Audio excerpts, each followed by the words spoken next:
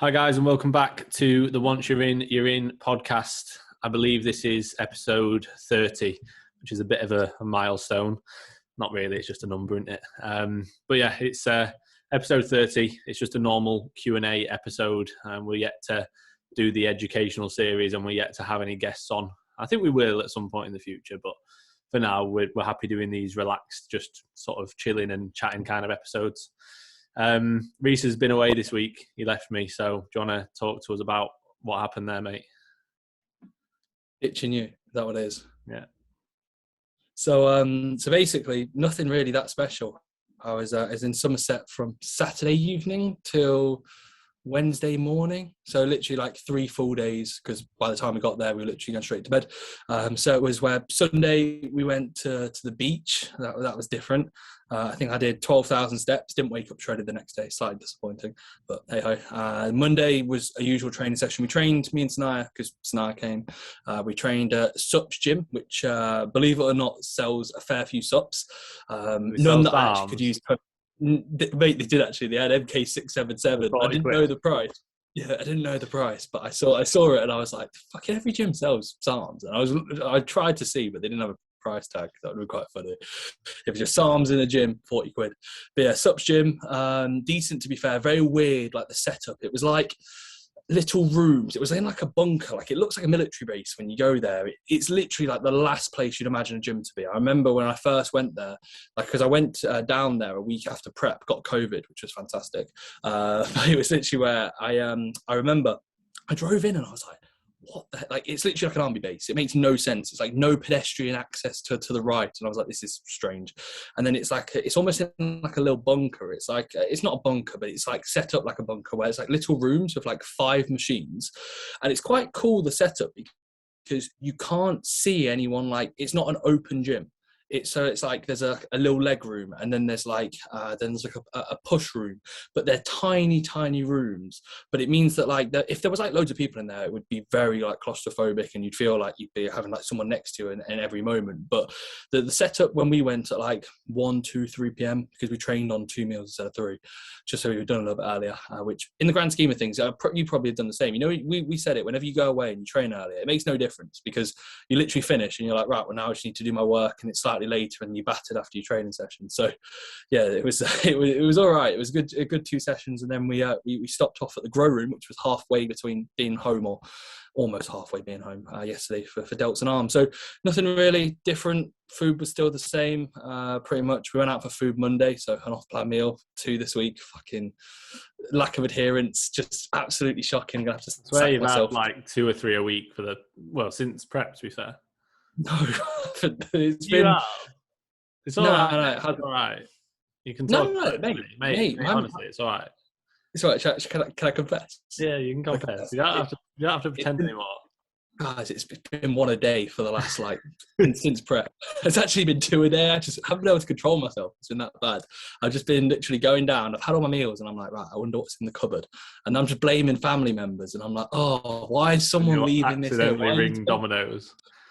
Yeah, exactly. Like, Domino's just turned up. And I got a text from Domino's and it said 2 for 1.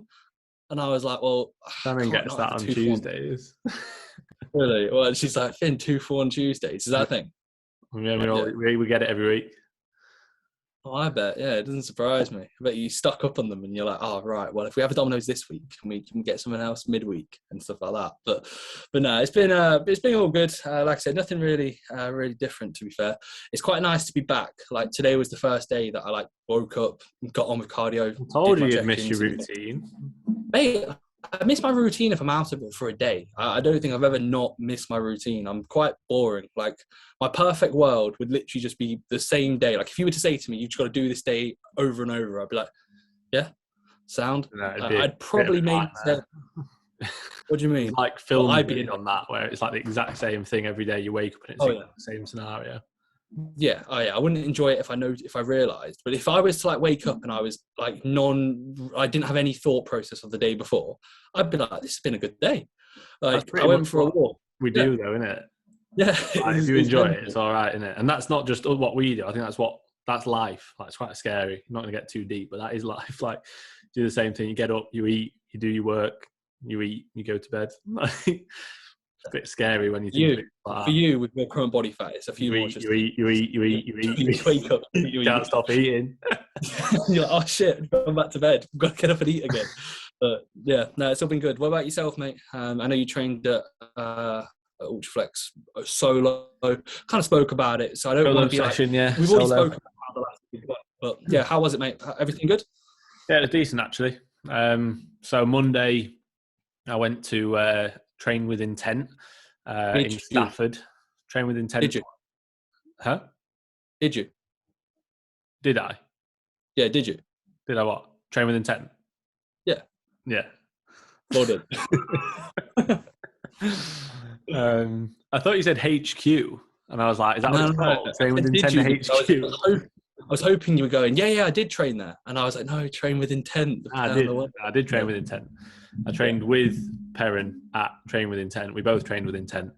And Tom was there as well. Tom was on a deload, but he was there. It was nice to see Tom as well. So it was pretty good, to be fair. It was quiet. Like I said, it was quiet. Like obviously, because it's not a private gym. I think Tom said they have like 19 members, so it basically is a private gym. Like, but it's not solely private. It's not like just for PT sessions or anything. Like they do have members, but it's so small and it's so quiet and it was cold. But once we got the music on and got warm and that, it was actually really, really good. And it was like having your own gym. It was mint. So that was good. Nice to see Pearson. He's looking very, very good. He's saying he's feeling a bit fat and a bit soft, but he's fine. He's in a good spot. Did you remind him? There's so much worse. That's what you said. Mate, look at me. Pearson, look at me, mate. Like composition-wise, I'm not that bad. I just need more. Hey, the photos you put up the other day at Train with Intent, I could tell it was a good session. I could tell you trained with intent. I did train with intent. Yeah, I did train with intent. No, they were good photos, to be fair, mate. I thought, I know obviously you put your training footage up. Put them first, man. Like, they look decent. Like, it'll be good to see. You look straight at your weaknesses, don't you? Like, my legs look horrendous. Like, my arms look good. My legs look side your legs look far better. Front, my legs look shite. So I think I look at that and I'm like, I don't like how I look, but I'll post it because I think it's still relevant. Like, because nobody likes how they look at this point in the off season, unless you've got a shit ton of muscle. Like, realistically, I'm not going to be looking at my photos and going, oh, fucking hell, they look good. Like, I might find the odd one where I'm like, oh, I'm actually quite happy with that. But usually it's just like, okay, like, I'm not a fat mess yet. I am a bit, but I'm not like horrendously. I'm not in a position where I need to pull back yet. Like, that's what I'm using those photos for. But anyway, that was good. And then Tuesday, I was sort of toying with the idea in the morning of like going to Ultraflex, but then I thought, why? If I'm toying about it, I'm just going to fucking go. I'm not going to, like, I hate not knowing what I'm going to do that day. You know what I mean? So I was like, by like 9 a.m, I was like, I'm just going to go. Like, even if it means that I get back a bit later. But to be fair, I got through work really like pretty efficiently, and then I left at like, hey mate, good week. Actually, I'm going to Rotherham. 1 minute check-ins for everyone. So I was like, hey mate, if you don't mind, just going to Rotherham. Anyway, I'm going to Ultraflex today. So yeah, good week. See you next week. No, it was like work was sound, and then I got there at about 2:30, and then obviously because I was training on my own, the session isn't as long. I think it was about 3 hours. And I got home at like around 7ish, 7:30, which is when I usually get home. So it was actually really good. So yeah, that was nice. Session was decent. Wasn't quite as good as the week before that we had, but that was like a weirdly good session, wasn't it? That was a very good everything felt mint, like everything felt like it was really firing. I didn't feel like that, but I felt all right. It was still good. And it's definitely worth the trip. Like, thing is as well, I can pretty much work on the way there and on the way back, like to an extent. Like, I can do voice notes and stuff. Like, I can't work properly, but I can, if people have sent me voice notes, I can get back to them. I can get back to messages and stuff. So it's not taking out that much time out of the day. And then I also think if I would usually train at, let's say, warehouse, that's half an hour anyway. It's only not like an hour. It's only an hour extra on top of the day. If I can just make sure that I'm really, really efficient with things and quite quick, and I walked to the car and ate in the car before I left, like little things like that to make sure that I'm a bit more efficient. Obviously, people won't understand why that is, but I have to walk to my car. I can't park outside mine because it's just a bit. So a whole other story, but it's a ball ache anyway. I'm not going to go into it. Yeah. You got a ticket the other day anyway, didn't you? Mate, I get tickets all the time when I try and park around here. Like, I'm like, oh, I'll move it in 2 hours, then I forget. Yeah, you don't mind, do you? Just such a baller. You don't mind. I don't care. I'm like, 25 quid. I don't even notice that. 25 quid for a call. Yeah, so I make sure I don't leave it though, because if you leave it like 14 days, it goes up to 50. Like, I'm not that much of a baller. Can't be doing 50 quid. I'll do 25 quid. Maybe next year you could do that. Next year, yeah. I'm building, to be fair. The business is building, so you never know. Yeah. Maybe one day 50 quid will be like, no, I just don't give a fuck. But no, it does annoy me still getting the tickets, because it's like, why didn't I just fucking go to the car 10 minutes ago? But because it's like, if I park around here, I have to move the car every 2 hours, and I have to move it somewhere further away. I can either move it to somewhere for another 2 hours or somewhere for 1 hour. And it's like, if I'm doing that, it's like I have to move it a few times in the day, even if it's just before a training session. Like, I have to move it a few times, and that's taking time out of my day, when usually my whole morning before training is literally like pretty much just work straight through on check-ins. I don't have time to go to the car and move it and stuff. So yeah, I park like 6-minute walk away because it's free there, and then I have to walk back. I might as well tell the story now, because I'm telling it. In the first year that I lived here, I was given a permit. I was told you could have a permit. So I paid for a permit for the year. It was like 50 quid or something for the year. And I could park like a minute away. And then the second year that I applied for it, after it ran out, they were like, oh, sorry, it was a mistake, so you can't have one. I was like, well, what do you expect me to do? They were like, well, you're going to have to find somewhere else to park. I was like, what the fuck? Because there's nowhere like on our property where I can park. So I have to park about 6 to 8 minute walk away. So yeah, I hope everybody I hope everybody's interested in that, because I've told the story now. But that's why I sometimes walk to the car and then eat, rather than eating here, because it means it's about 10 minutes later. It gives me a bit of extra time, and it means it's a bit closer to the training window as well. Yeah, exactly. No, makes sense. Yeah. Tuesday session was good. Wednesday session for you? Yeah, Wednesday session, I've manipulated it a little bit. So basically, I've taken out the high incline Smith just because it was almost causing more issues than it was worth. Like, it was causing little niggles, and I found like my lower back was getting quite a lot of stress from it, because that Smith is insanely heavy. Obviously it's relevant to what weight you use on it, obviously, but I was like doing 2 plates on it, like, and in the bottom of every single rep, it's almost like touch and go whether I'm going to get the rep or not. Like, it's weird. I used the Smith Train with Intent, and it just felt so much better. It was so much smoother. I moved more weight on it, but even if I was doing 2 plates on that, it just felt so much nicer. So I was like, I'm not going to do that. I might look at doing the Cybex Smith high incline on either the Monday or the Friday. I need to have a think about it. I do it Friday with first band. Yeah, I was thinking that, because that Friday session, obviously I do quads and delts, but I only do 1 vertical press. I could definitely push that up to 2, because then I've just moved the 1 from the Wednesday, and then the Wednesday session is now a bit more back focused. So I literally do a lateral, then the Nautilus shoulder press. I got the stack for 20 with my hips back. For anybody that uses the Nautilus Nitro shoulder press, if you can do it with your hips back, it's actually pretty decent. Most people can stack it and put plates on it with their hips flying off the seat. And this isn't a dig at you, but I know you do this as well. Mate, why are you even quite to say this? Look, because your hips are... Everybody, watch any of Reece's shoulder presses. I can guarantee it falls off the seat. No. This was something that Finn discovered during prep, that because I did him on like a few shoulder presses. Finn was I'm just honest. I say to you, look, right, it's fine. I'm not digging at you. I'm not saying don't do it. It's not a problem. But I'm just saying it's making it easier. But I don't do the Nautilus shoulder press. I've never used it. I'm not saying you do. I'm not saying you do, but most people on that will put the stack, because it's such a light stack. Most people will be like, oh, I'm doing the stack, but their hips are right at the edge of the seat, and you're literally making it like almost a fucking flat chest press. It's easy. If you keep your hips back, to be fair, I could make it a lot harder still. I could have the seat higher, and I could probably get into slightly more depth on it. But in terms of where I am at the minute, it's where it feels comfortable, and I tap and go to sort of keep it more consistent. But yeah, anyway, that's a bit of a rant on that. But yeah, then the rest of the session, I do a lateral, then I do the shoulder press, then I do another lateral, and then I do all my back work, and then I do another lateral at the end. And my side delts are still shit. A lot of laterals. Mental. Yeah. To be fair, from Saturday session, what we did, mate, how are we not even mentioning Saturday session? We completely forgot about it. Think about it. Yeah. Saturday session, basically the session where I don't want to be. I can't say anything about. Yeah, I'm not going to say. Don't say what you want to say. We were paralysed. We're paralysed. Like we were trashed. Yeah, we were paralysed. We were definitely paralysed after the session. even during the session afterwards, we were just ruined. Finn got 225 for 3, and your back offset wasn't the best, was it? Was it 180? What was your back offset, mate?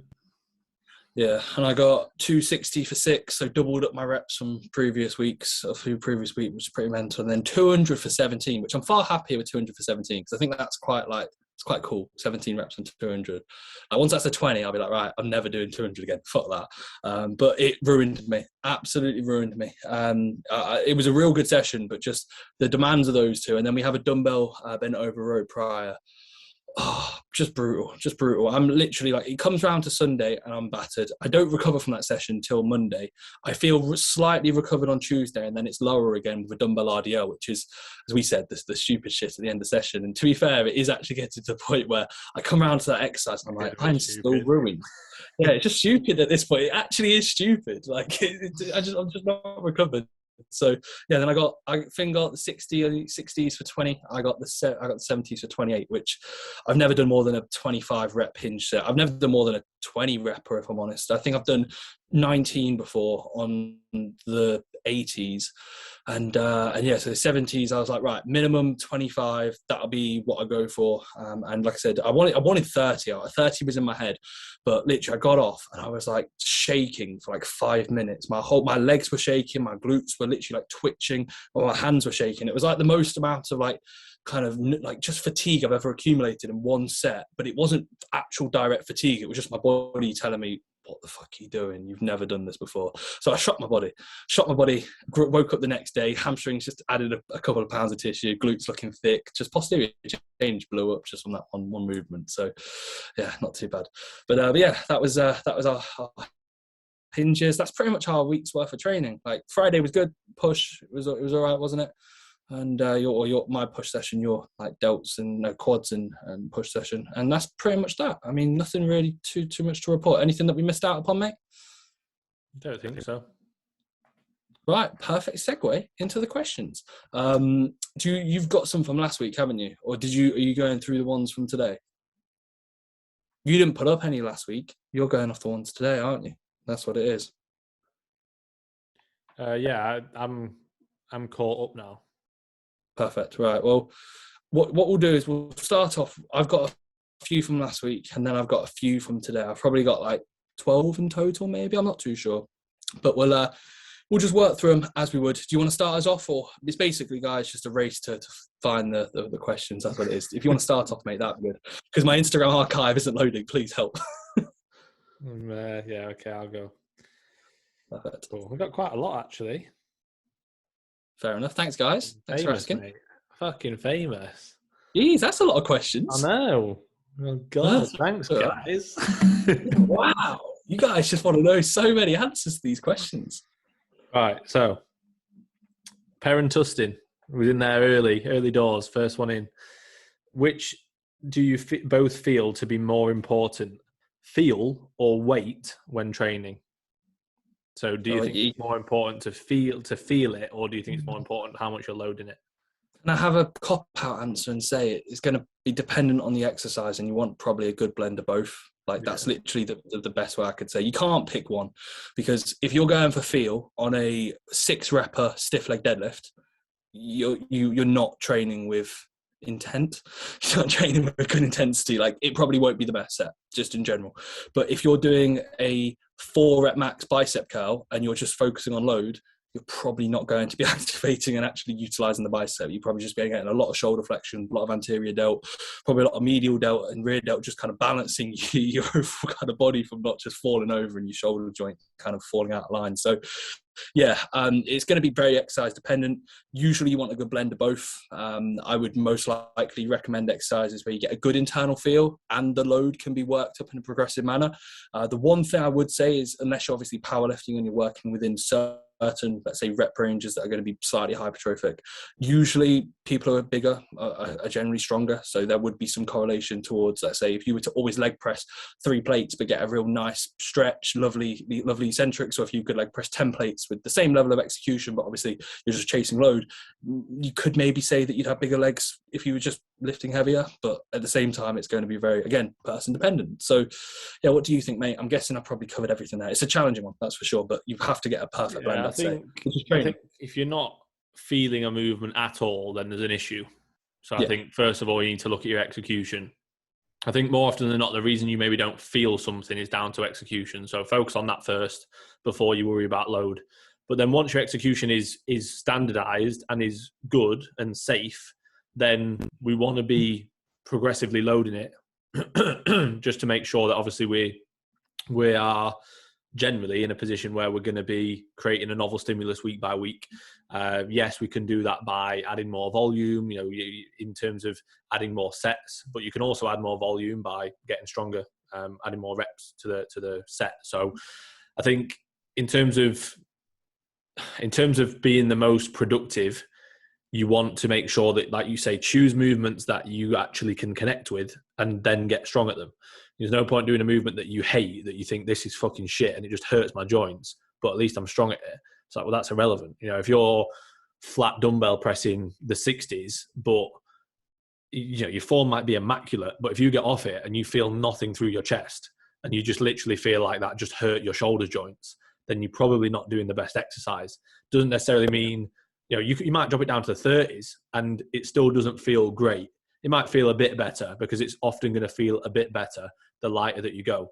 But then you could have the argument, well, should I just do everything at a suboptimal load and get a good squeeze and get a good pump, if you like? And it's like, well, if that was the most optimal way to grow, then we wouldn't be focused on mechanical tension. We wouldn't be focused on increasing loading. And like you say, generally, and Perrin's a bit of an outlier, the people who are stronger are the people who are bigger. Like Perrin I hope he takes it as a compliment. Like Perrin's a bit of a genetic freak. Like I said this to him the other day, like he's not strong. He knows he's not strong. His form is great and he connects with everything really well, as you should. But his potential is insane. Level of muscle, his muscularity, his level of strength is ridiculously good. So the runway that he's got ahead of him is just laughable. Like so exciting. Like imagine when Perrin's pulling 5 plates for reps, when he's pressing low. Like for example, we did the cable press and his form is great, but he's doing like half the stack. It doesn't matter, like because he's getting a great connection. But imagine if he was getting a great connection on the stack, like. He's going to be bigger. There's no question about that because you're putting more load through that muscle over time. Like it is literally as simple as you're going to get bigger. Your body has to adapt. If you're putting more load through it with the same execution week after week after week after week, it has to adapt and get bigger in order to manage that load. So the runway that he's got ahead of him is scary. But I think because his strength, like you say, his strength level for his muscle mass at the minute is a little bit skewed compared to what other people you might see, because genetically he is really, really good. I think he maybe thinks, maybe I don't need to get stronger. Maybe, I just need to focus on the feel. And it's not wrong in terms of saying like, I need to focus on the feel, but you also need to get progressively stronger over time. Because imagine if right now, any of us stayed on the exact loads we're using right now, are we going to get that much bigger over time? Probably not. We might get a little bit bigger just through time of training, but we're not going to progress in the manner that we could if we were to make sure we're forcing progression in one way or another. And it doesn't always necessarily have to be just through load. It can be maybe through adding sets, adding reps, but we're still progressing in some manner. So yeah, it is a difficult one, but I would say, to be honest, like if you had to choose one or the other, I would say feel, because if you're not feeling something at all, it's probably not doing that much. But again, it depends on the exercise. But I'd say for 95% of exercise, if you're not feeling it, there's probably something wrong. Yeah, where loading is going to be, if you're going to pick one. Like you say, you see, there's a lot of people who might be moving a hell of a lot of weight. You'll see people chucking weight about on a T-bar row or on a bicep curl or whatever, and their form's not great. But yeah, they're loading it heavily, but it has to be a blend of both. It can't be one or the other. Like, if we look at feel as execution, because that's basically what it is, then it has to be both. Because it's like saying, well, what's more important, weight or form? No, I'd say feel isn't always execution, because as you said, execution is one of those where you can have perfect execution, but the exercise just doesn't really suit. And so I know what you mean when you say feel is execution, but it's obviously on an exercise that you'd actually feel. There's certain exercises that me and you would do, and we'd go, fucking hell, shite. And it might be the same exercise, but it literally could be the difference between a Cybex hamstring curl and for example, the Matrix hamstring curl is a horrendous bit of kit. And I know I won't be able to get my hamstring fully short on that. So that's probably going to be a bit of an outlier, but there's going to be a good hamstring curl that you might love, I might hate. And therefore that kind of field questions kind of thrown out. So yeah, I feel like you could probably misinterpret what we said there quite easily, but I feel like if we just look at the bulk majority of our answers, it's going to coincide and think, right, you definitely need a blended approach. That's what I go with. So yeah, it's a good question, Perrin. Good question. First one off the doors. Right, got an easier question here. I had literally a chat with a client yesterday. Jed, again, that's 2 mentions in a row for him now. He's going to be literally sat at home giving a fist bump into the air. So this isn't Jed didn't ask, but this is an individual who said how to deal with a bad session. Just don't let it happen in the first place. What are you playing at, Jed? No. This wasn't Jed who asked. Jed had a bad session yesterday.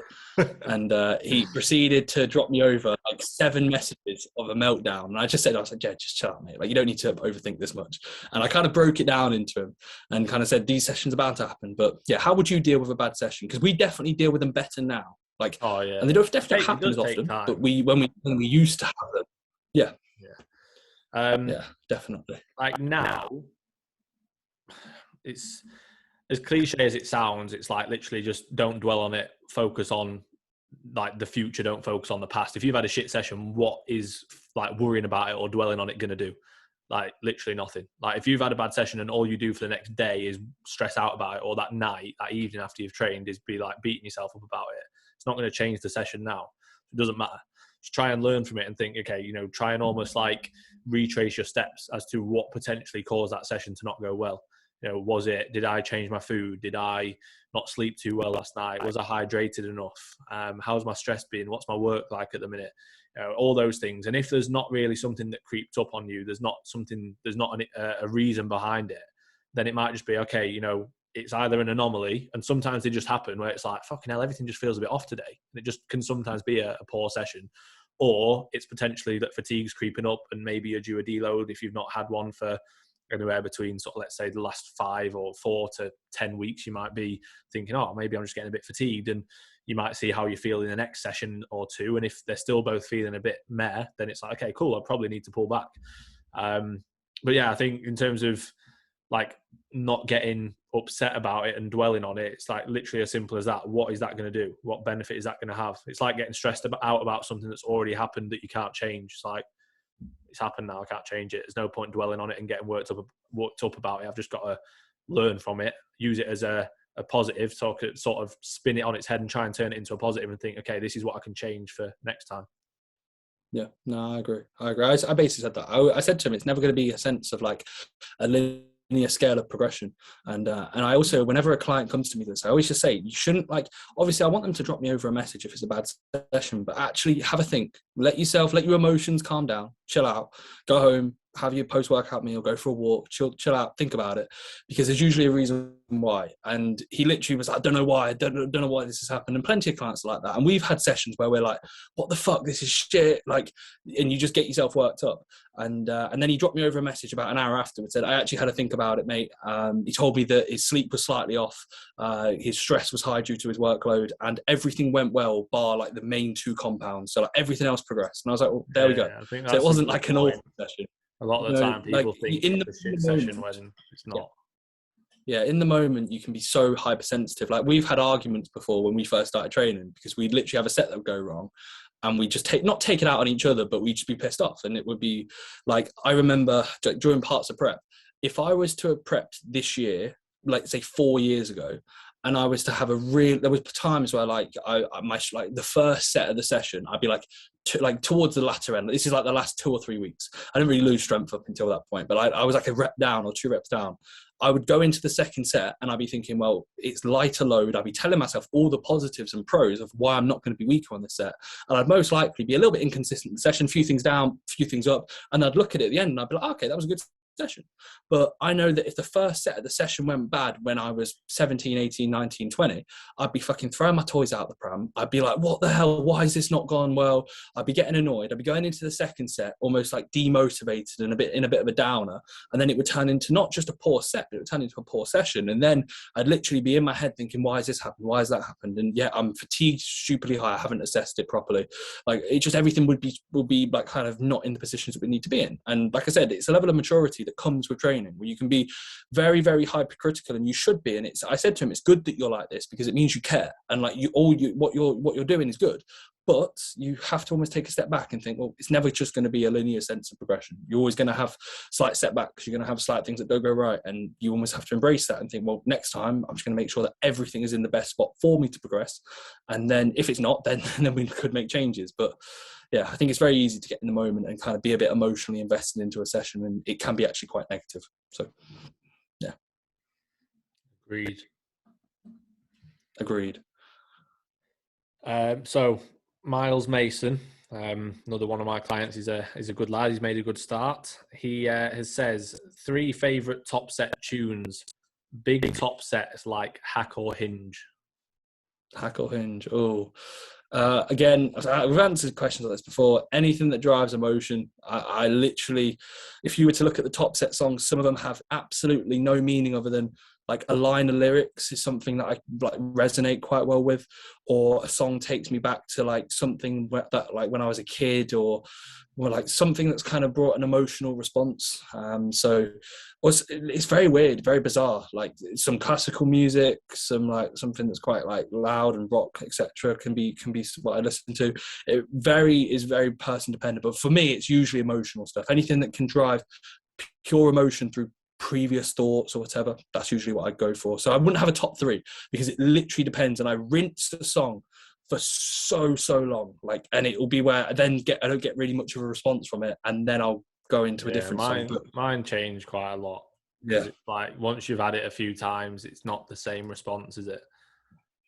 Yeah, like I always think like I have a certain amount of like listens to a certain song until I've literally rinsed it, and you can revisit it, but then it burns out even quicker. I like the Time to Say Goodbye, or Conte Pass something whatever by that Italian dude, Andrea Bocelli, I think. That's my go-to before the set when I'm getting my head switched on. I like that. That's the one for the top set of the Hip Hinge now. Susan Boyle. Wild Horses before the set. Yeah, that's good. Yeah, anything that like I said that I like used to listen to or have some emotional response, and it's not even like sorry, for a top set, like we've both said, like it's quite good to have a song that has a drop where you just go on the drop and you can't overthink it. Let's say it's like 30 seconds in. By the time you've walked over to the machine or the bar, you rapping into the bar, you know that it's the drop is coming. Like you attack the set because you've got no choice. Like that's when you're doing the set. If you go over and you've got like a slow song on or something and you sort of don't really know when you're going to pull it or when you're going to unrack the hack, like I feel like it's good to have something that's got quite almost like a bit of a slow start and a build up and then like an intense drop, because then it's like, right, that's when I'm fucking going into it.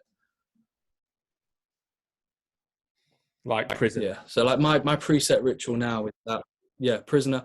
I'm Linkin Park Crawling is what I've done the last like 6 SLDL top sets to, because about I think 27 seconds in it drops. So I literally before I put my phone on the video, I click it, go onto camera, put it on, whack it down, straight to the bar, straight in, like no thinking, rip it from the floor. I've done Muse Newborn. Fair enough. Like probably for the past few weeks of the stiff leg, deadlift. Yeah. And then for the hack, I like the 3 minutes to 3 minutes like 40 Eminem Survival. Very, very good. The lyrics are quite deep. I like that.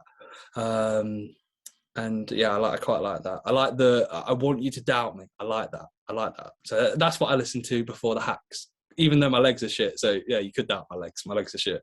Doesn't make a difference. So yeah, that's that. But no, it really depends. So yeah, I wouldn't. If you ask me this in 3 months, I think Prisoner by the weekend will still be there. I'd only bring that out on presses. Really, that's the only thing I can do that for now. It used to be pretty much everything. We rinsed the absolute. I'd love to know how many times we listened to that during the lockdown. It was like literally like every day. Prisoner, yeah, top song. In top set, Prisoner. Like it was stupid. Every single set, like Finn would do a set to it, and I'd be like, motherfucker, because I've then got to do my set, and I've already heard the song, so I try and like block it out for him, so I then hear it.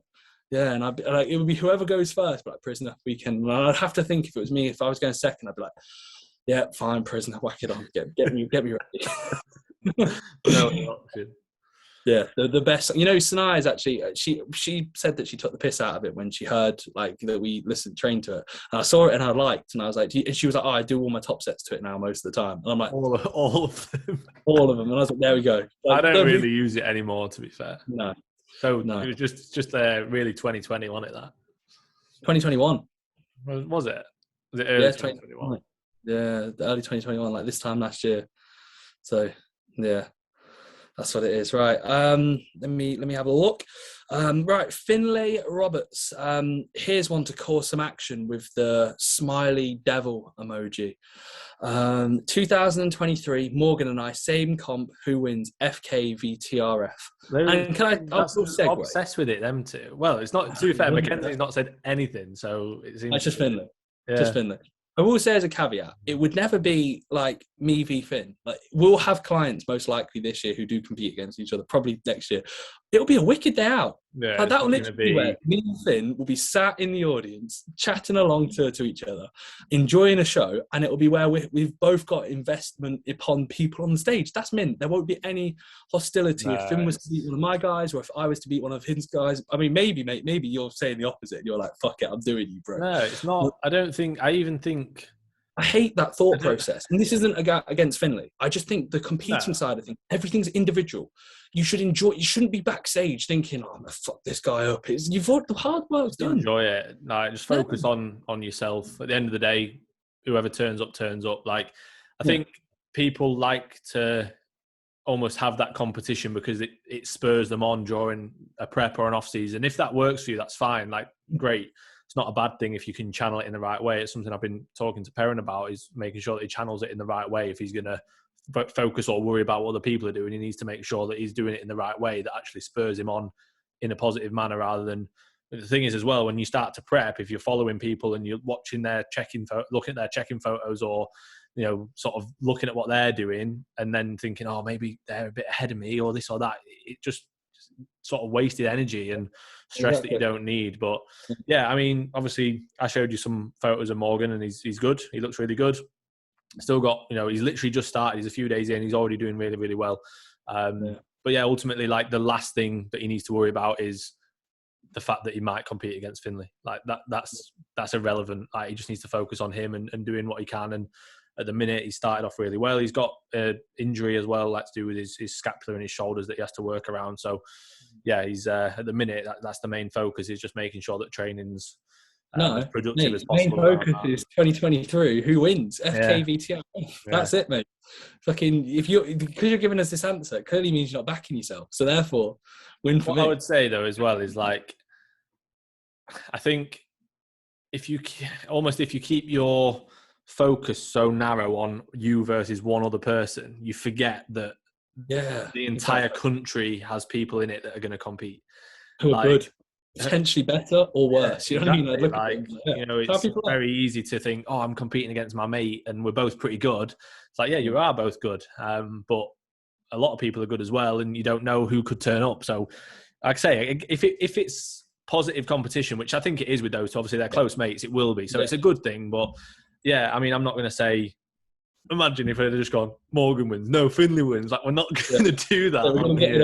We wouldn't do that anyway. Like, we wouldn't. You've seen Finlay's V-taper from the rear, bro. He's doing Morgan. It'd be awful. Yeah. But it'll be cool either way. Like, it's if anything, it's just exciting, isn't it? Like, especially thinking for those guys, it's exciting, and then for us, not just that it's those two, but that we might have people competing against each other when 2 years ago we would have never thought that we'd really be coaching people to stage. Like, we wouldn't have never thought it, but we'd have been like, oh, that'd be really cool. Like to think that we're there now. So yeah, it's exciting. That's the main thing. Just enjoy it. Exactly. Yeah, exactly. Your question, mate. Okay. Right. This is Chloe's question, but she asked it like in like 4 parts. So I'm gonna go through it all, I think, and then we'll just answer. What do you mean in 4 parts? Did she just ask 4 questions, or did she like? No, I'm pretty sure it's all one question. Okay. I have an office job, 9 till 5, train in the evenings, but I also work at the gym. I work at the gym I train in. For context, some of the guys are complete dickheads. Yep. She works at warehouse. We know that's true. Yeah. And I really struggle to switch on and get as much as I can out of sets. Am I being a bitch, or should I think about moving gyms? Lol. Thoughts for the fat question. That's such a Chloe kind of question. Not question, but like how she's worded. That's a good question. Well, it's a good question. Yeah. You've had similar. Obviously, it wasn't warehouse that you worked out of. It was pure. So that's definitely it's a little bit different because it was more so the equipment and the environment. Not necessarily that there was dickheads there or anything like that, but also you could argue like even if there weren't dickheads there, like even if warehouse was sound, which it is for the most part. Obviously, it's different though. She's a girl, and people that work there, people are going to go up to her more because she works there and stuff.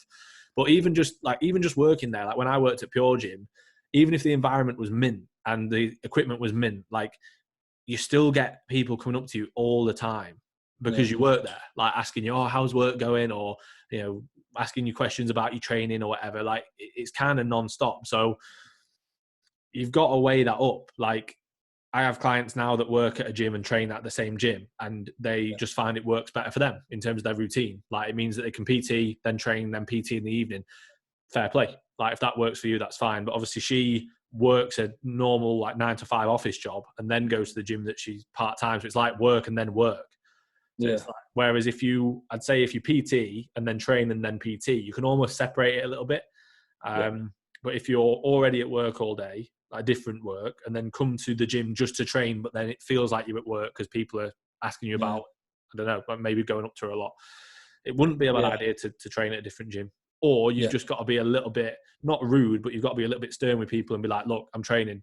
I need to focus on my training. Like you don't need to be rude about it, but like we rarely talk to people in the gym. And that's not, I don't want to sound like I'm being a dick because I'm not.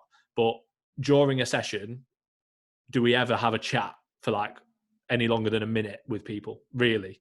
Mate, even with ourselves. Like yeah, exactly. We'll have a chat when we get there, but it's not like we're 3 exercises in and you're like, oh mate, did you see this? It's like, we'll literally we'd be like, what the fuck are you on about? Shut up. Yeah, we've had that before with other people when we train with them. They'll like say something in the session and we're not rude, but, yeah, it almost takes you out. You're a bit like, it's like they'll say like, oh, did you see this? Or oh, have you seen what they're doing? Or have you followed this person? We'll be like, mate, we're training, like just focus on this. Like we don't need to, we can talk about anything else before or after. Like when we're training, just focus on your training.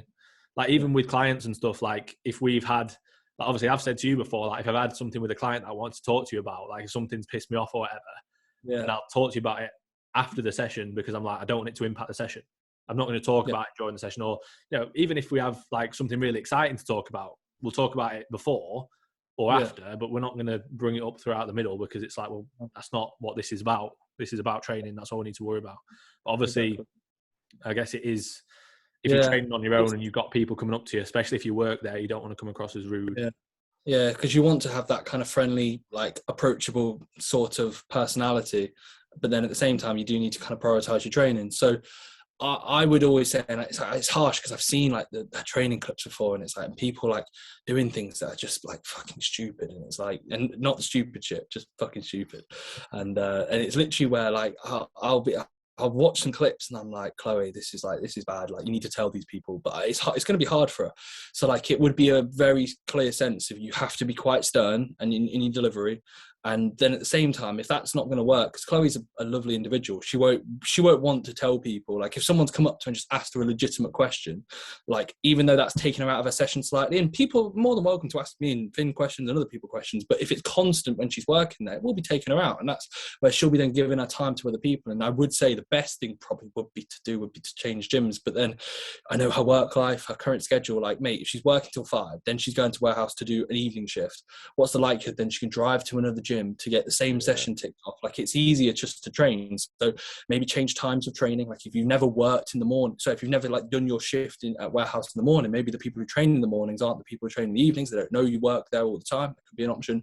You could maybe, let's say, separate it where on the weekends or the days, some weekdays you train at a different gym if you're not working on that day, and then it's almost where you kind of have 2 gyms that you train at, and it's where then you almost kind of you're not always in the same spot. So that could just be a bit of mental refreshment. You kind of understand maybe 2 or 3 sessions a week you're at some place, then 2 or 3 sessions a week you're at warehouse, and you try and find a bit of a balance. But yeah, it's not an ideal situation either way, but I think you've just got to be a little bit selfish. Just be a bit selfish. And if people are coming up to you during sets and, like you say, doing, like, if you're filming and people are taking the piss in the background or whatever, like, sometimes you just got to literally say to them, like, what the fuck are you doing?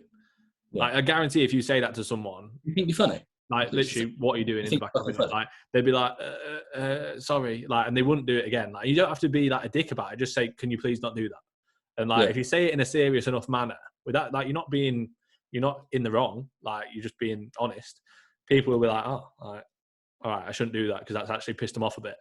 Like, they're probably not meaning to. They're probably just like pissing about and stuff and like having a laugh and that. But obviously, if you're getting quite serious about your training and this is taken away from it, like, people need to understand that, because a lot of the time people won't know that they're doing that. Like, they won't know that they're impacting the quality of your session. Yeah, I remember, like, this is a bit off topic, but it's actually fairly similar. I remember I trained, do you know the session that we both did an arm session because we got kicked out of Rotherham? Yeah. I trained at the leisure centre that I used to train at when I was like between like ages 13 and 20. And like, I'm not joking when I say, like, I was getting interrupted. Like, it was probably because they hadn't seen me for ages and it was like the usual kind of people. But I was getting interrupted while I was doing sets. Like, I'm doing a set and people were like trying to talk to me. And I literally had to say, like, one set, mate. I finished my set, then I took my headphones out and I made it quite apparent. I was like, you all right? Like, what's up?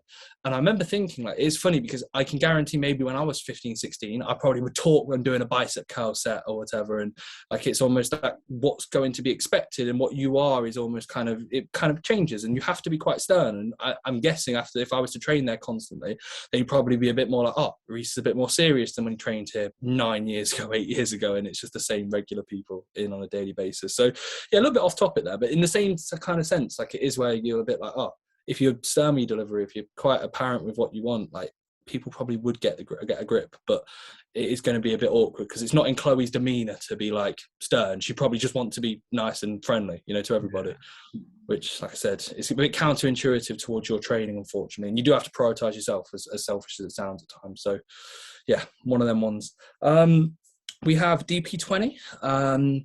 We've got scenario, RP on leg press, no spot, when to go for another rep before rest pause, and risk getting pinned and not being able to complete the set. And firstly, I'll say, this is Dan, one of my clients. I don't have you doing a rest pause on a leg press, so that's for that. So you don't have to worry about this question entirely. So we can just move on. We don't have to answer this question? Nah, we don't have to answer this question. Moving on. To be fair, there isn't much to it. Like, literally, if you think you're going to fail, like, to be fair, I'd say the more experience you get, you'll know, really. Yeah. But if you think you're going to fail, then rack it, have your 20 seconds and then go again. If you don't think you're going to fail, go for another rep. Okay. Yeah. It's the thing is, like, we said that we saw a leg press. Like, if something went wrong during the set, we just carry on. Like, if we got pinned at the bottom and it was a cluster set, like, because we have a cluster set on Tuesday's lower session. It's like pretty much like as many rounds as 6. And then once you can't get another round, you just go to failure. And it's pretty brutal. But if we were to fail and, like, we probably had another rep available to us or maybe another round or something, like, we'd probably say, get it back up to the top. Let's go again. Yeah, if we fucked up the set. But if we actually failed, we wouldn't do that. Yeah, true. Yeah. So it's a bit of a challenge, but, like, I would almost say for Dan, like, especially when it comes to a rest pause, like with him, and especially when it comes to beginners, you don't want an intensifier just to be a pretty poor, like prior to that intensifier actually, so a rest pause. You don't want that first round on a failure point to be just a pretty poor set where you're leaving 5 reps in reserve. And this is almost why, like we've said before on the podcast, when it comes to intensifiers, like a lot of individuals, you might put a double drop set or a drop set, but you might know they're not even doing the first set, and it's just a poor set. Most people, especially like beginners, the last thing you want to be doing is giving them intensifiers that are at all complex, like maybe a drop set or a superset, something simplistic, but nothing too complicated, like especially like a rest pause, or to be fair, like you say, even a drop set can become a bit pointless because they're not failing on the first round or anywhere near failure, so just going lighter for the sake of it. It's like, definitely for beginners, like establish the ability to actually train close to failure first before you worry about adding in any intensifiers. Yeah, because how many times have you had it with like someone, you've put them on like and I'd say probably less now, but like when you first started coaching, or you see people on Instagram or whatever, or you see people in person, they're like, I'm doing a double rest pause. You look at it and like you can tell in their mind, they are literally thinking, I have an intensifier. So the first failure point isn't a failure point. The second failure point isn't a failure point. It gets a bit hard. Final round, be like, that final round, like I've had it before with clients where like I'll have like let's say a leg extension, one with a rest pause or an intensifier, one without, and it's like, let's say the earlier part of the session, and I compare and I'm like, look at how many reps you get available to you on that first round that isn't an intensifier. Then later in the week when it's an intensifier, look at the difference. The second it gets hard, you're clearly thinking, well, I have a rest pause, I can get those reps there, and it's where you're not actually pushing into the boundaries you would normally if it was just one straight set. And that's why usually I would say I'd favor 2 or 3 working sets in a straight set fashion in comparison to an intensifier through, let's say, a rest pause or a drop set if you can't train with a decent level of intensity. So some food for thought there. How much time you got? Questions from today. What were you saying, mate? How much time you got? Liverpool play in half an hour. I've already made my meal, so we can run up to like aim to finish at 1:30, so 15 minutes. Yeah, 15 minutes is cool. Right, let's go for it, mate. This is from Dara Hamill. Thoughts on first meal, low/no fats versus low/no carbs. I would say completely depends on the phase that you're in. If you're on a lot of food, then you're probably going to have carbs and fats in that meal. If you're on pretty low food, then... Wait, mate. You're telling me you can have a meal with carbs and fats? Carbs and fats, yeah. Fucking hell. How many you shit yourself straight after. You do shit yourself straight after, but you can do it. Meal 1 as well, straight upon weight. Awful, mate. I'd need to go back to bed after that. It'd be awful. It just wouldn't sit well. I'd be like, too many carbs. Oh, you've got to go on a 10-minute walk after. You got to do that with every meal. To prime yourself from an insulin sensitivity perspective, of course, and to uptake the nutrients to the best of our ability. Quick 5-10 minutes. It just depends, doesn't it? Like, you could look into all the intricacies of like why we would do a 0 carb meal or a 0 fat meal, but ultimately, like, it depends on what phase you're in. It depends on what foods you enjoy. It depends on what foods digest well with you. That is really all that matters. Like, you don't need to worry about the other intricacies. Like, if you're on, let's say, 2,000 calories coming in towards the end of a prep, and you're on maybe 200 carbs and 30 fat or something like that, then you're probably going to have maybe even minimal carbs and fats in meal 1 completely, and you might just have a protein serving. Most of your meals are going to be protein servings apart from peri-workout. So, like, it does depend completely on the phase. I wouldn't overthink that. I'd just focus on what are your total calories, how can you spread them out throughout the day, prioritize a good amount of your carbs around training, make sure you're spreading protein out throughout the day, and then just choose foods that you enjoy and that digest well. Yeah, it's coming from someone who literally meal 1 prep was just protein. So, mine was. I remember mine was literally just egg whites at one point. Like, same. Ages towards the end. It was actually, I had egg whites. I remember I had egg whites, asparagus, and mushrooms. Yeah. Weird. Like, now I can't think of anything worse than eating that. It's literally like so much volume for so little calories. I'd be eating that like, what the fuck am I doing? Now my breakfast is, to be fair, I still have eggs, but I have whole eggs. Yeah. So I'm so fat. So I love the fats. How many whole eggs do you have, bro? 7. Really? I have 3. I have 3 whole eggs. I have 2 on a training day, 3 on a rest day. I get a bit more fats on a rest day. And then yogurt, sultanas, blueberries, honey, and fruit juice. I have like 125 carbs in that meal. It's literally the easiest 125 carbs you could get in. I bet. Yeah. No, fair enough. That's all good. So yeah, it depends on the phase you're in, and it will change. So like the answer we give you, if you were to, let's say, be a client, would be different in 6 months because your food will be different. Yeah, So change all the hard time. for us without you us knowing what to say. That's pretty much how we could say that. Right, good one, mate. From Jan Perks. Oh no, sorry, not Perks. Yeah. Pex. Yeah. P. Yeah. Yeah. Shag, marry, kill, JP, Shed, Big Ramy. So James Hollingshead. I'd kill JP. I think he'd be a prick, so I'd kill him. He'd be the first one. He's gone. I'd marry. I feel like I'd marry. I don't know. James and Ramy are both really nice. Can I have two? I've got two things to say about the marry question. If you're marrying Big Ramy, you'd be so proud of him because you'd be like, "Go on, go to work, aka to the gym," and you'd be like, "Look at him, he's up on the Olympia stage." You'd be so proud because you'd be like, "That's my husband," and he's the biggest guy in the world. Yeah, exactly. But I think like I'd prefer to probably shag him because then I could say I've shagged Mr. Olympia. He was decent. Are you shagging though, or are you being shagged? Because he'd probably shag me. Imagine Big Ramy like ramming you in. Would be a nightmare. I'd be ruined. I'd be rammied for a long time. That'd be it. So I'd like to be rammied by Ramy. Or rammed from Ramy. And then I think James, because he plays games, isn't he? He's a gamer, so I could probably just be a bit of a geek and be like, yeah, fuck it, I'll play some COD with you, mate. Like I've got no mates to play COD with anymore, so you're not mates, though. You're married, so you have to be calling him hubby. Yeah, exactly. I'll play COD with your hubby. That's what you have to say. Yeah. So yeah, that's probably what I'd say. So that'd be my go-to. Or JP. But I agree. I do think I couldn't live with him. I struggle sometimes watching his videos. Like he grates on me sometimes. Like don't get me wrong. Like I like all this stuff, and I do think I respect him. But imagine trying to live with him. Like, fucking hell. You wake up 5 minutes late, and he gives you a philosophical rant on like, fucking screaming at you. And I'm just like, oh great, cheers, George. Oh, fucking hell. Fuck off. That's what I'd be like, like I saw the newest video and it was like Corin didn't even want to talk to him. I was like, yeah, I feel you.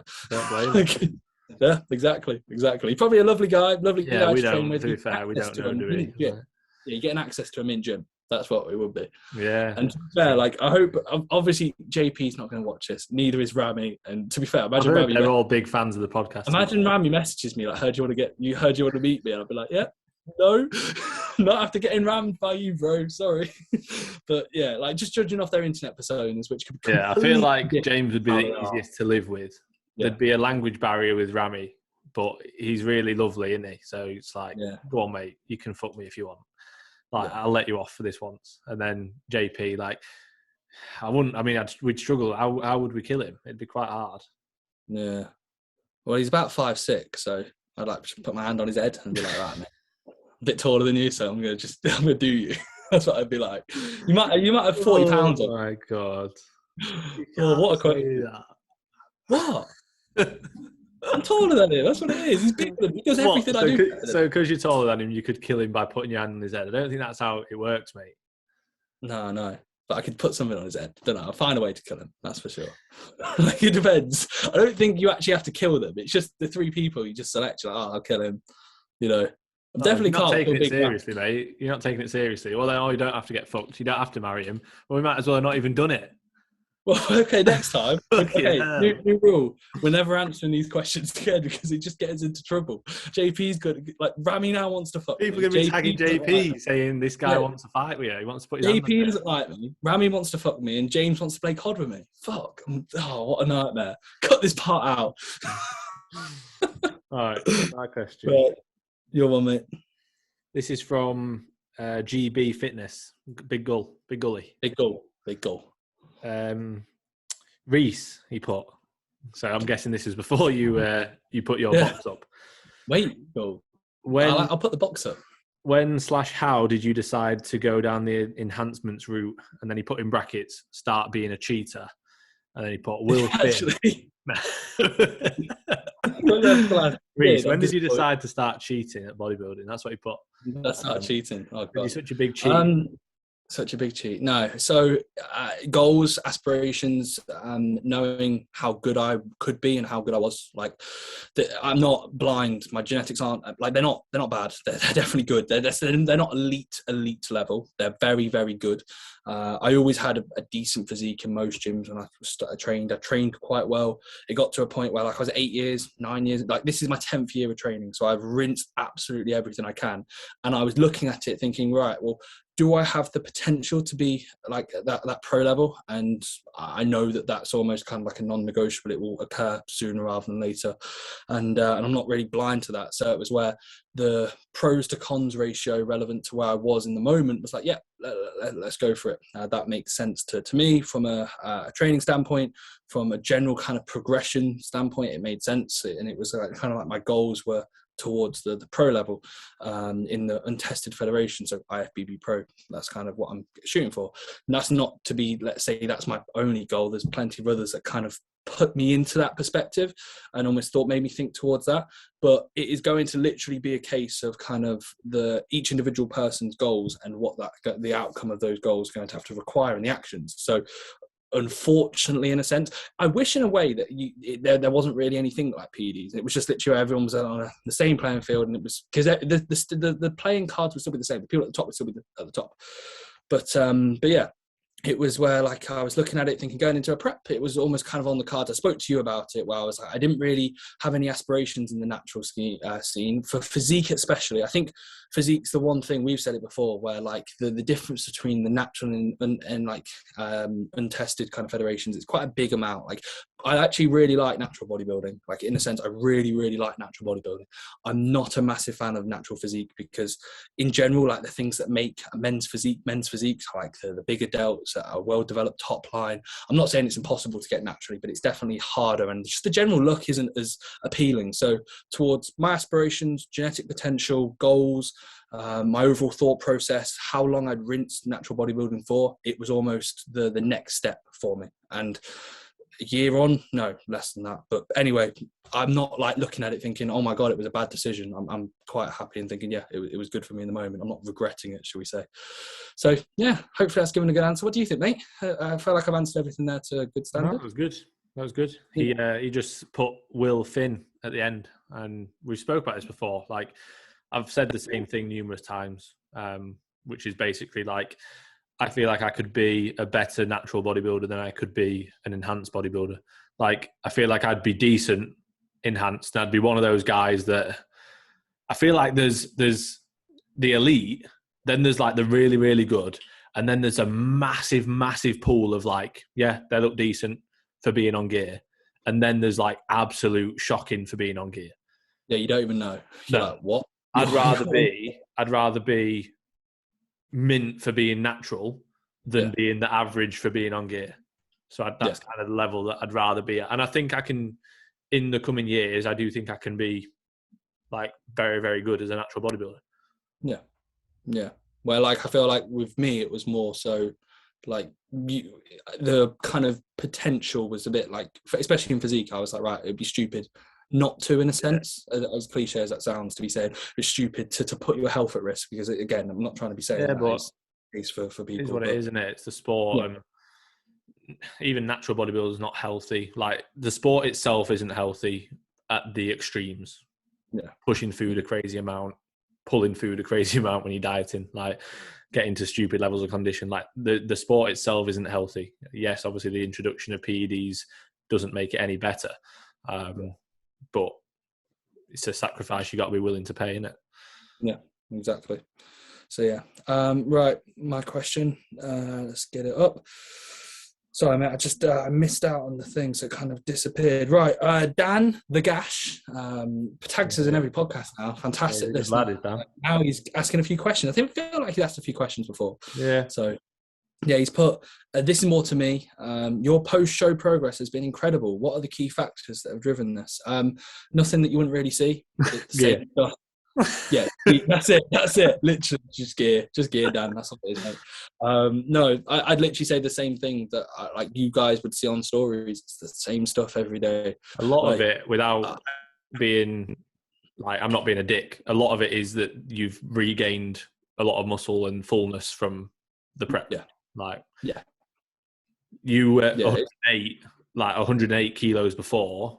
Was it about there? Like, when you were like, I look pretty good, but you weren't shredded, obviously, or even just above like 100 kilos, wasn't it? Yeah, Like around 100, yeah. 103. Like, you look mint, like, but you weren't stage conditioned. Yeah. So then when you get leaner and leaner, Yeah. you look smaller and smaller, but you need to, because you need to get into stage condition. So then when you put that back up and you get back up to that 103, 104, and it looks as good, if not a bit better than it did before, because you've had a bit more time to grow and you've regained that muscle post show, if you've managed it well. Like, I think everybody thinks, like, especially if you manage post show well, everybody thinks, fucking hell, you've grown loads. It's like, Yeah, I haven't. haven't. Like, I've just built back up, really. Like, and I'm just in a better I've spot. regained any muscle that I did potentially lose, and I've basically just got back into a good spot. Yeah, no, I completely agree. It is funny. I feel Now like you're progressing from that, obviously, but yeah. Oh, 100%, 100%. I'm 110 kilos as of this morning. The heaviest I've ever been is 112. When I got down to 101, 102, like, I looked very good. From the front, I was very close to being ready. I could have dropped a kilo off and I'd be ready. Unfortunately, my back and, like, if I was looking at my legs didn't get lean until I was like 95, 96. So I had to pull a further like 5-6 kilos. And I actually got down to 92 kilos, so another 8 kilos. So 8 kilos, like what, 17, 18 pounds off literally where I was looking at my front thinking, and we were both like, yeah, front's good. Front's really good. I was full. I look good. So I'm only 5 or 6 kilos, 7 kilos up from when I was very, very good. So I'm still sensitive to food, in a good spot. I didn't eat, I didn't, like, let's say, go off and just eat like an absolute bell end and blow up like 40, 50, 60 pounds straight away. I managed it well. Performance as a result of that just continued to rise in a linear fashion. And it's almost been where, like, now I'm at points where I'm lifting loads I've never lifted before. Performance is in the best spot it's ever been. Obviously, as we said, like, gear, PD is definitely going to be playing a factor. But if we were to actually look at the base of it, it's literally just in the same stuff that I've done, and it's almost just been handled well. And now I'm in a position where probably over the last month I've been growing, but that was after actually managing maybe the 10 weeks post show in a really, really good fashion. And also, I think we've got to mention as well, I didn't go into the finals. So, like, I haven't been digging for a long time. Like, I digged into the first show, and then it was literally just a linear sense of pulling myself out of that fatigue and in fatigue state and out of that diet. So in a way, like, yes, it's been probably 14 weeks now since the shows. I haven't really been digging for like maybe 18 weeks, 19 weeks. So it's been a long, long while. But I hate it when people are like, I've grown so much, I've mutated post-show. Am I a better 110 kilos right now than I've ever been? Yes. Will I be at 120 kilos and in a good spot? Yes. But have I added 10 kilos worth of tissue since prep? No, definitely not. I've added maybe half a kilo, 2 kilos, mix that with fullness, and that's obviously with PD usage as well. So yeah, if you were natural, it would be even lesser than this, and it's less noticeable the less muscle mass you have. So it's been good, but it's just been the same routine and sense of consistency since prep ended, which is how I am and how Finn was and how I will be. So yeah, I appreciate the comment, but it's not as good as it probably looks. That's what it is. Yeah, it is good, but it's obviously, like, I think if you've not prepped before and if you've not really experienced it or seen people close to you do it, like, it always looks like that. You'd always think, fucking hell, like, they're blowing up. But it's like, no, they were just really small because they were so lean. Like, you look so small, like, not you, but like generally. Yeah, oh, no, I did. No, but you know what I mean? Like, I'm not saying you on your own. I'm saying everybody looks tiny when they're competing. When you pose and when you're on stage next to other people who are tiny because they're so lean, like, fucking hell, like, they look mint. But then, like, obviously, unless you're elite and you've got a shit ton of muscle, you're 300 pounds on stage, it's a bit different. But generally, for the most part, like, especially in the natural scene and especially with the females, like, you could see a female who could be, like, let's say, one of the best figure athletes in the world. You could see her when she's like 2 weeks out in the gym in a hoodie and joggers or whatever, and you'd be like, you would never know that they trained. Like, they wouldn't be walking around fucking massive. You wouldn't be thinking, fucking hell. Like, you probably wouldn't know, like, because of how little body fat they have. And it just shows how the importance of posing and the illusion that it creates, because you just look tiny otherwise. Yeah, no, I agree. Going to wrap it up there, mate, or do you want to end on one more for you? We can wrap it up, mate. I've got a fair few. I had a few good questions as well, which is a bit annoying, but like I said, we'll wait for them for next week. I'm going to say, like, we probably next week just don't need to ask again. Yeah, I'd say so. So That'd be good. I've got quite a few decent ones, to be fair. Yeah. Right. Well, we'll wrap it up there. Is there anything that you would like to conclude upon, mate, or is that everything? Mate, no, you go for it. Well, good. So again, thanks to everybody for the questions. I was going to put like a thing when I put my question box up, like we will get back to every single question in due time, because Yeah, it's we will. Yeah, we'll work our way through them, but genuinely we do appreciate the questions, because it means that we can just have a chat and then get into the questions, and appreciate all the story tags and anyone who kind of supports the podcast or us in any way, shape or form. This will be out on Monday, so the question box will be probably not for another week or two, just because we've got a fair few. So again, appreciate all the questions and support, and we'll catch you guys in the next episode. See you later, guys.